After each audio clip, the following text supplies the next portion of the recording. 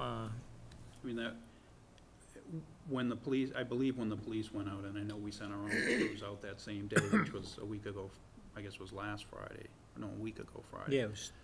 You know, that was the telltale sign of which houses to go to, who's still got the green lawn. And Yeah, of course. it was in pretty quick. Our own emergency response plan to loss of source, one of the big, you know, the number one factor is, okay, demand reduction, especially if you're in the summertime. You know, you can get by on 1 million, about a little over 1 million gallons a day in the winter. Well, in the summertime, that jumps to 2.5 million gallons. That means you got 1.5 million gallons a day of discretionary water use. So first thing you got to do is get people back. We never had to go to this step, so yeah, getting the message out was probably a little longer than it should have been. Now that we've been through it, there's a lot of lessons we learned. And then enforcement is another big one. I have a guy that works for me that's been with the water department about 25 years, and he remembers the 1980s when there were total water bans, and he was kind of harping on me, you know, we got to get out there, we got to go out and start telling people, we got to go out door to door, because that's what we used to have to do in the middle of the summertime. So I think you did a great job. Yeah, did a great job. I'm disappointed I mean, that I'm we very haven't happy got at the how many people compliance. complied, because when we did see the, you know, that I was very afraid when Andover did that we were gonna be losing our tanks over a 2-day period. So there was good compliance. So I have to be happy about that. Should be better though. I think we need, as you said, look at the bylaw, whether it's an increase of fines or something. You have to make it hurt. Shut off. I mean, you know, that was one of the things that we had asked as to whether the town had the ability to shut off anyone who was violating. And under the existing bylaw, we don't have that authority.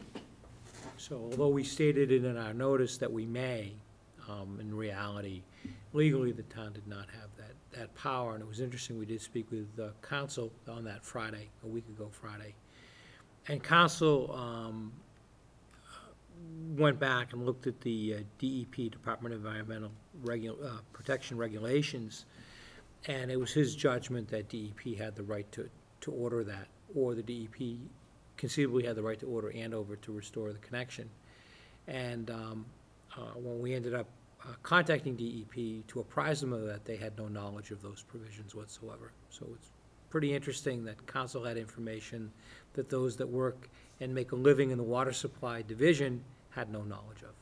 So it's an evolving situation. So anyway, we're clearly keeping an eye on it every day, and we're still dealing with enforcement. We are, and in terms of suspending the ban, our view is that we really need to look at the weather situation and see a period of time where there's some sustained wet weather, and ensure that the tank levels are adequate going forward, so we won't be lifting the ban. Interestingly enough, if you looked at this map back on June 30th, there were probably just a few communities that had mandatory bans.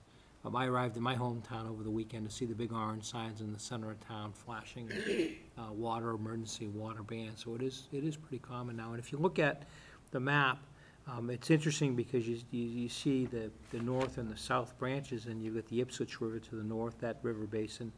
And then you've got the communities in the Charles River Basin, the Milfords, the Medways, the Hopedales and such, which are the other stressed watershed similar to us, and those are the two. And in the middle, you got those that are on MWRA. The MWRA are those communities that aren't necessarily in a stressed watershed basin and don't necessarily work under the tight restrictions that are North Reading and other communities do. I just do want to know, we had, and it was real good, Theo, I'm not going to even attempt it, Cooliopolis, set us up with emergency management. We called over to Beverly Airport. They said, send 6 pickup trucks over, and you can take 6. We have 6 signs sitting here, and they let us pull those signs away that day. They did have them promised, 3 of them promised out starting tomorrow, so we pulled 3 of them and took them back today. But people that are seeing the missing sign should know that, you know. Yeah, the you know, ban it was isn't going curious away. to me as I drove into town one day and I saw a tire missing for one, and all I could think of is people stealing the wheels off. And then and Greg informed me that they were purposely taken off, but. So you can't steal Yeah, Drive away with them. someone at the garage had the good idea. Drive away. These are easy to pull, and they cost The only about one that I saw that $15,000. had 2 wheels on was in front of the police station. And that isn't talking about water either. What is that about? Think about. That's the pullover law? Pullover. Pullover law, yeah. Well, again, I think the board is appreciative of the action that was taken. I think it was prudent that Greg and the water department asked us to declare emergency before the Memorial Day holiday. Otherwise, I mean, the 4th of July, I'm sorry. You know, I guess if we hadn't, we would have been in a real mess, so. And the weather forecast doesn't look much better No. the rest of this week, right? Maybe a little rain potentially, but No, I was looking, I had the radar in my office, and it looked like there were showers all around North Reading tonight, and I was watching out the window, but There's nothing, Yeah. Heard a little, but- Got dark for a minute. Yeah. no. You gotta- It also got dark around noontime this morning, and all the yeah, it was showers went dark south. in the noontime timeframe, but it never rained here. What does the Farmer's Almanac call for in August? I don't know. Oh, is that No what wonder. is that your weatherman there, Greg? No, I mean, it's historically pretty good, but, So, I think if additional measures have to be taken, we want to look at that bylaw, or is it something we can just, do we have to change the bylaw, or do we have to No, just change It's a the bylaw font? issue. It is a bylaw It is, issue, okay. we'd have to address it at October town meeting. Okay, And I'll be meeting with Dick and Mark to put forward some recommendations to you for your consideration. okay. excuse me, Bob, Mr. Chairman. I also want to see how the Water Commission could possibly play a role in this. I was going to speak to Greg to see if we can get an additional member to the Water Commission, because there's only 3 at this time that I know of.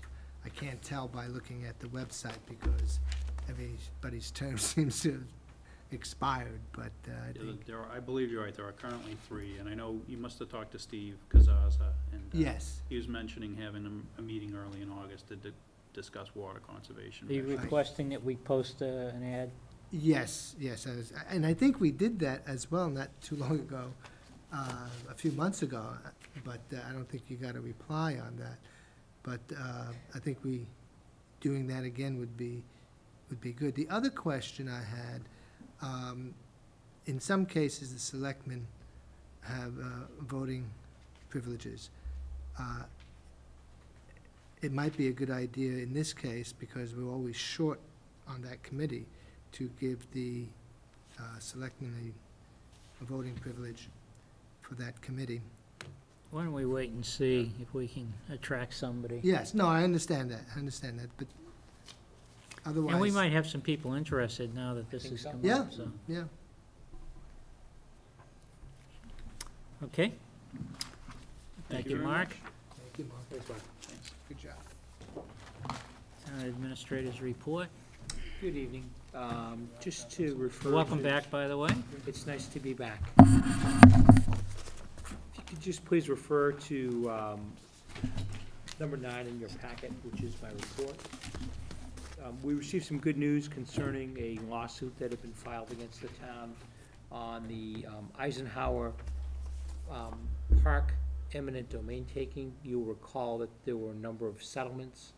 There was one case that did go to court. It was Palermo versus the town of North Reading. The Palermo case went to a jury trial, and there was an award of damages that was made as a result of that jury trial. And that jury award was appealed by the plaintiff, Mr. Palermo. And there was also a claim of civil rights violation. Those cases eventually ended up in the U.S. First Circuit Court of Appeals. And the First Circuit ruled that those charges would be dismissed. So that's good news. But if you do look at the letter that is from our attorney, special counsel, Brody Hardoon, you'll see that there is yet an opportunity to further appeal this thing all the way up to the U.S. Supreme Court. And frankly, I would not be surprised if that's where it went. And it just shows you our system, and we will obviously engage counsel to defend us if it gets to that. But at least at this point, it appears as though we've got some positive news out of this entire situation. The other news that we did receive on the legal front was the decision from the ABCC, the Alcoholic Beverage Control Commission, dated July 9th, and it does support the majority of the board that voted to deny a beer and wine license to Gatherings Incorporated, doing business as a Center Cafe. And you'll note that the ABCC decision and the cover letter that's been provided by counsel upheld the board's findings of fact as they related to traffic safety and parking concerns. And this decision, as you know, can be appealed to Superior Court within 30 days, so. And the 30-day date is from when? From the 9th of July, From the 9th. yes. Next on the list is, at the board's meeting 2 weeks ago, you did meet with RMLD, and there was some concerns expressed by the board members concerning poll locations along Route 62, and double poles that are located at various areas throughout town. The first letter concerning the Route 62 pole locations indicates that at the time the poles were being installed, that any pole locations that were in conflict were resolved by the Mass Highway Department, or Mass Department of Transportation is their current name, with input from the DPW, and that the final pole locations had been agreed and accommodated in accordance with the Americans with Disabilities Act. Interesting, you read a proclamation about it being in place for 20 years. But the key point in the letter, as you'll see, is that RMLD does not believe that they have any financial responsibility for further locating those poles, so that if there is a desire by the town for specific pole locations, and I would suggest it might be specific, that we contact RMLD and they will put together an estimate for us. However, the cost of doing so will be the town's responsibility or the state's responsibility, but it will not be RMLD's responsibility. The other letter that was received was concerning double poles, and you'll see that there's about 116 poles in town. The letter goes on to state that the poles can only be removed when all the utilities have been transferred, and you see on the list which utilities haven't been transferred. Those that are attributable to the municipal fire alarm system, I will speak with the fire chief concerning an action plan. The others, we will speak to our contacts at Verizon and with the cable TV company to see if they can provide us with a time frame for relocation of those utilities, and then at the end, the last is Verizon. Next is just a reminder concerning the October town meeting. The warrant does close on August 16th, and all departments, boards, and committees have been notified of this deadline. It should be also noted that any petition article needs to be received by the town clerk on this date. The board should begin to look at the calendar about possible signing dates. We're looking tentatively at September 7th, and that will allow sufficient opportunity to print and mail the warrant to residents as provided in the bylaws. But what I will do is provide you with a calendar including hearing dates for consideration at your next meeting. The 7th is a Tuesday, It is. the day after Memorial Day, yeah. It is. And then the only other thing that is that I'd like an opportunity to meet with the board this evening for an executive session concerning collective bargaining strategy. Mr. Prisco? Greg, just not to be picky, but the ABCC letter, you have down the July 9th, but the letter says July 7th, unless I'm reading it wrong. Which means it would be August 6th, not August. I believe the attorney wrote in the letter August 9th, but I have it down as August 6th. So if you go to the back page, you read, dated in Boston, Massachusetts, this 7th day of July 2010. You have the right to appeal this decision to the Supreme Court, Chapter 30, within 30 days of receipt of the decision, so. Right, because they account for 2 days for mailing, Okay, so is that why? that's why I did the 9th. Thank you. Anything else? Okay, old and new business. Michael, you want to start? Just old business, on the charter, getting back to the charter, I know it wasn't on the agenda tonight, and that's okay, but I'd like us to continue to keep moving forward on that.